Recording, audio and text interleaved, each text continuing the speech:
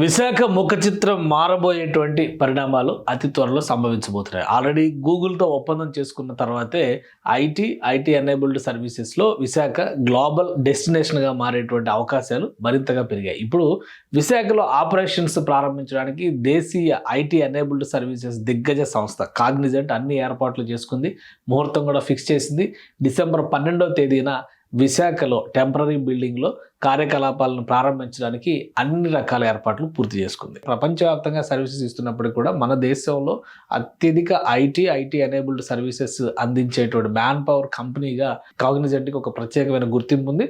ఇటీవల కాలంలో ఆంధ్రప్రదేశ్ ప్రభుత్వంతో ఒప్పందం చేసుకుంది. ఒప్పందం ప్రకారం కాపులుప్పాడ ఐటీ హిల్ ఏరియాలో ఈ కాగ్నిజెంట్కి భూమిని కేటాయిస్తూ రాష్ట్ర ప్రభుత్వం నిర్ణయం తీసుకుంది. అయితే 2029 నాటికి ఫస్ట్ ఫేజ్ కంప్లీట్ అవుతుంది. ఇది కాగ్నిజెంట్ అఫీషియల్ రిపోర్ట్. 1580 కోట్ల రూపాయలు ఇన్వెస్ట్మెంట్ చేయబోతుంది. 8000 ఉద్యోగాలను సృష్టించడంతో పాటు రీజనల్ టెక్ ఎకోసిస్టమ్ని పెంపొందించడంలో కాగ్నిజెంట్ ఒక ముఖ్య పాత్ర పోషించబోతుంది. దీనికి సంబంధించి జూన్లోనే ఒప్పందం జరిగింది.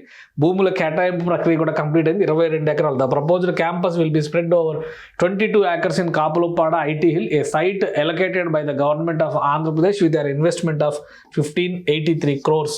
సో ఇది మొత్తం మీద జరిగినటువంటి ఒప్పందం.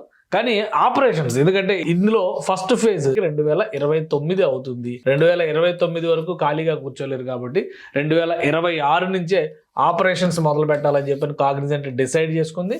ఇందులో భాగంగానే కాగ్నిజెంట్ సంస్థ తమ ఉద్యోగులకి, అంటే వివిధ విభాగాల్లో పనిచేస్తున్నటువంటి ఉద్యోగులకి ఒక సమాచారాన్ని ఇచ్చింది.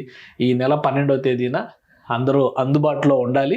విశాఖ కేంద్రంగా కొత్త కార్యాలయాన్ని, టెంపరీ ఆఫీస్ని రెడీ చేసి పెట్టుకుంది కాగ్నిజెంట్ సంస్థ. ఈ టెంపరీ ఆఫీస్లో 800 మందితో ఆపరేషన్స్ మొదలు పెట్టబోతోంది.